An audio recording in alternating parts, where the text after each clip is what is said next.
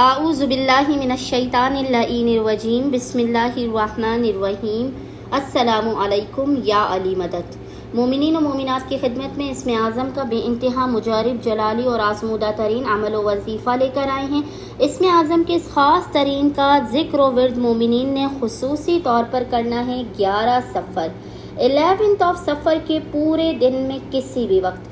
خداوند متعال جو بے انتہا مہربان ہے، رحیم کریم ہے، اس اسم اعظم کے صدقے میں مومنین کی حاجات کو فوراً کے فوراً اپنی بارگاہ میں قبول و مقبول کر دے گا، آفات، بلاؤ، مصیبتوں اور پریشانیوں کا خاتمہ بھی کر دے گا۔